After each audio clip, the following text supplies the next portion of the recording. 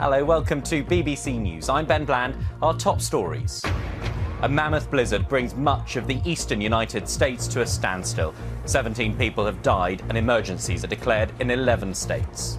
At Dulles Airport, we've had over 23 inches of snow. In neighbouring Virginia, they've had over 30 inches. These are near record-breaking amounts. Disruption at the French port of Calais as 50 migrants board a British ship while it was unloading. The battle against the Zika virus intensifies. Now several countries warn women to avoid getting pregnant. And capturing the golden hours, we're in Antarctica in search of the world's longest sunset.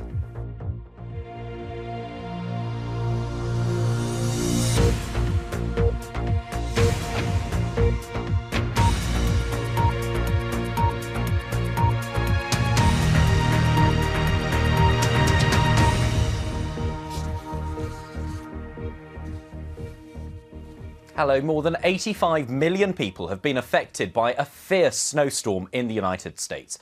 Emergencies have been declared in 11 states and at least 17 people have died. Parts of the eastern US have had as much as 28 inches of snowfall in the last 24 hours. Road, rail and air travel have been paralysed. Our correspondent Laura Bicker is in Washington.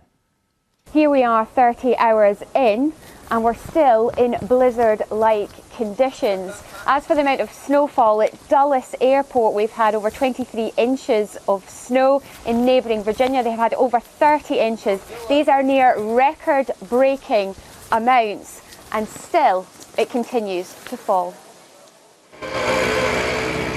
The battle has begun. As this blizzard enters its final hours, there are attempts to try to clear up to 2 feet of snow from the nation's capital. In New York, where the snow's been worse than forecast, ploughs try to reclaim Times Square. All travel is now banned in the city. If you drive on the roads, you'll be arrested. People have to heed these warnings now and immediately get home. And again, the NYPD will enforce this travel ban. In New Jersey, the fight was against flooding. Freezing waters from a high tide not seen since Hurricane Sandy flowed into seaside resorts, and thousands lost power. Airports along the East Coast felt abandoned as over 7,000 flights were cancelled, and those who tried to drive struggled. In Kentucky, 3,000 cars were stuck on a motorway for hours.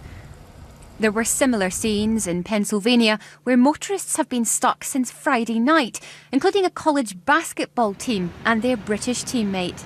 I mean, the bus just stopped and we were told, yeah, there's an accident up ahead and we're going to be sitting here for a while. Snow's really picking up. I've never seen snow like this, coming from England, so I didn't really know what to expect. The snowstorm has transformed the landscape of 20 states. 1 in 7 Americans will wake up to around a foot of snow. In Washington, the blizzard has been one of the worst in the city's history, turning its famous view of the White House into a whiteout in 24 hours. But there are some who simply cannot hide their joy at a snow day. Chan Chan is one of the few enjoying himself and doing his own particular dance through the worst of this weather. The forecast is for the snow to continue into the early hours of Sunday morning and then the sun comes out, but that is when the clean-up must begin, and that could take both some time and be expensive. Laura Bicker there. To New York now, and a short time ago my colleague Chris Rogers spoke to the ABC's correspondent Carla Baggio-Arena. As you can see, the snow is still coming down, and it's coming down very hard. That's not only the problem here. The wind is blowing and causing quite a bit of trouble here. I'm not sure if you can see behind me, but over on my right, that'll give you a hint as to what the situation looks like almost in every block here in Manhattan. Car after car that is buried in snow here in the city. At least 16, 17 inches of snow have fallen in this blizzard, and more is expected to come. It seems New York is really struggling to get through this. Is that a fair assumption? It looks incredibly quiet. It almost looks like a city at a standstill. It really is a city at a standstill. There was a full travel ban that was made in effect at 2:30 this afternoon here in the city, which meant that only emergency vehicles were allowed on the street. No buses, no taxis, nothing but emergency vehicles were allowed on the street. And that is why you see virtually no traffic behind me. We've seen a few brave souls coming out and venturing out on foot just to take pictures and get the curiosity got the best of them. They wanted to see this firsthand. But most folks are heeding the warning of staying inside because the snow, again, as you can see, is still coming down pretty hard. Carla, I know this isn't scientific, but in your own assumption, how quickly do you think New York can get back to normal? Well, that's a question that maybe only emergency personnel can answer. What they have been telling all of New Yorkers is if they stay inside, if they are not out venturing in their cars, then they can do their best to come out here and plow these streets as quickly as possible. They are not ready to say whether the streets and the city will be back open on Monday. Everyone keeps talking about that. It is a good situation that this blizzard came on the weekend when most folks are not having to go to work, where this kids don't have to go to school. But again, I think it's too early to say if the entire city will be back up running on Monday. But the officials tell us they will be trying very hard. They're working 12-hour shifts to plow all of these streets to get everything back to normal as soon as possible. Well, let's show you the scene. It's just there, in fact, in Times Square in New York. Normally, on a Saturday evening, it would be much busier. You can see some people are still out and about, but those large quantities of snow that have fallen, obviously making it very difficult to get around. Roads, tunnels, bridges into and out of the biggest city in the United States have been shut. And, of course, it's got a state of emergency in place. And it's only emergency vehicles allowed to go out on the roads. Anyone who is driving could face being arrested, such is the concern about road accidents. Of course, we've been reporting people have died across the eastern United States during this snowstorm, most of them in road accidents. We can move on and show you another shot of New York. There we are. Although, to be honest, look at the visibility there. So badly reduced. You can just see the Empire State Building, but you'd be hard pushed to identify it if we weren't telling you, I think. It's you can see the effect of that extreme weather affecting people's plans of a weekend. People, for the most part, seemingly staying indoors, getting around, very difficult.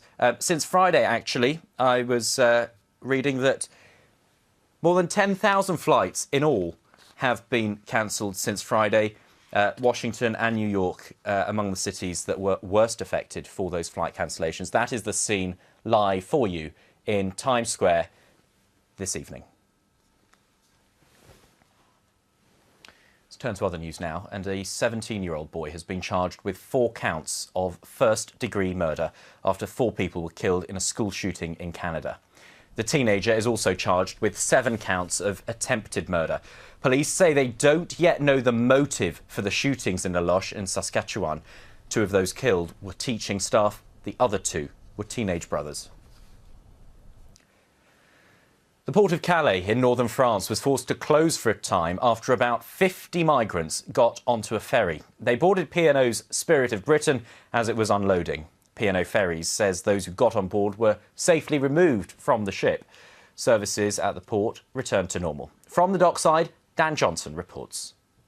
Well, there has been serious disruption here at the port of Calais through this evening. The port closed for a time, huge disruption, massive delays with hundreds of cars and lorries backing up in long lines of traffic that spread around the roads here around the port. Well, it does look like things might be starting to get back to some level of normality. We've seen traffic moving again through the port and a number of ferries have just arrived. So it does appear that at least to other boats, the port is now reopened. But The Spirit of Britain that you see there, the P&O ferry, that has been stuck here for some time because of these migrants who stormed the ferry terminal here and climbed aboard. We've seen a video that somebody shot on board which actually shows the firefighting hoses on the ship being used to try and get rid of the migrants, to douse them with water to try and get them to leave. We also saw many police officers here trying to deal with them earlier on this evening. Dan Johnson reporting. Let's round up some other news for you now. A 13-year-old Palestinian girl has been shot dead in the occupied West Bank by an Israeli security guard. Police say the girl tried to stab the guard at a Jewish settlement, the latest casualty in a recent surge of violence. Almost daily attacks over the past 4 months have left 25 Israelis and around 150 Palestinians dead. Protests have been held across Italy in support of same-sex partnerships. Thousands of people were out on the streets in around 100 towns and cities just days before the Senate debates a bill which would introduce civil unions. Italy is the only major country in Western Europe not to recognise same-sex civil partnerships. A woman in central England believes she has the winning ticket for an unclaimed $47 million lottery jackpot, but she put it in the washing machine. Although the numbers on the ticket can still be seen, some of the crucial details have been washed off. The woman, who hasn't been named, has now sent it off to the lottery operator Camelot in the hope that she can claim the money. Several Latin American and Caribbean countries are warning women to avoid getting pregnant because of growing concerns over links between the Zika virus and birth defects. Women who are already expecting are being urged to seek advice before travelling to some countries in the region. Brazil is facing an unprecedented surge in cases of a condition that leads to babies being born with abnormally small heads. Julia Caniero has been to the country's northeast, where the outbreak is at its worst. She sent this report from Salvador. City agents are talking to people here in the streets of Salvador and carrying out inspections as part of a program to eradicate the Aedes aegypti mosquito. That mosquito is well known here as the dengue mosquito, but now also infamous for spreading the Zika virus and the disease known as chikungunya. Zika is being associated to the surge in cases of microcephaly here in Brazil, babies born with heads smaller than normal. Almost 4,000 cases registered in Brazil, and Bahia is the third most affected state with almost 500 cases. Brazil is getting ready for Carnival. In Salvador, around 700,000 people are expected. So there's a special effort in tourist areas like this to clean up and to combat the mosquito. But Brazil has been notoriously unsuccessful at tackling this mosquito in the past decades, with dengue epidemics every year, and now with the appearance of Zika, this leads to international concern. The virus was first detected here in May last year and is now already present in most Latin American countries. That's Julia Caniero reporting. A political row has broken out in Britain after Google agreed to pay nearly $200 million in backdated taxes to cover the past decade. The ruling Conservative government has defended the settlement, but the opposition Labour Party has called the deal derisory in comparison with Google's profits in the UK. The BBC's Joe Lynham reports. OK, Google. How much tax does Google pay in Britain?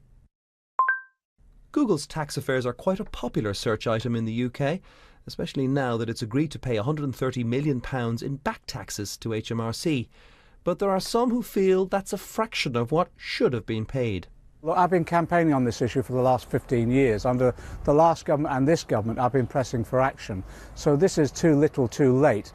At least we've got something. But to be frank, it looks as though what independent assessors have said, this is only paying about 3% of tax. Most corporations are paying 20%. Ordinary individuals are paying much more than that. So I think most people will just think it's unfair. Google enjoyed sales of £4.6 billion in the UK in 2014. Under normal circumstances, companies would have paid 21% tax on their profits. But because Google routes its UK sales via Ireland and then onto the Caribbean, it pays much less each year than this £130 million tax deal, which covers a decade of accounts. So does Google now accept that it had been paying too little? We were applying the rules as they were, and that was then, and now we're going to be applying the new rules, which means we will be paying more tax. Britain accounts for 10% of Google's total sales, but only a sliver of its corporation tax bill. But is getting the company to pay more tax merely an effort to improve its image. When I became Chancellor, there were some companies that paid little or no tax, and that rightly caused a lot of public anger. We said we'd take action. Now we have companies like Google paying tax, and I want the message to go out that in Britain taxes are low, but they have to be paid, and I expect more companies to follow suit. And it's not just Google, of course.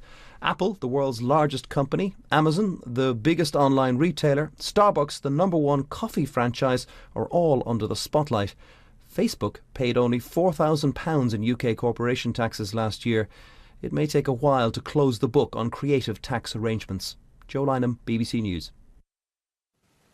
You're watching BBC News. Stay with us, still to come. Coastal Care. We're in Bangladesh to find out how a floating hospital is providing medical support to hard-to-reach communities.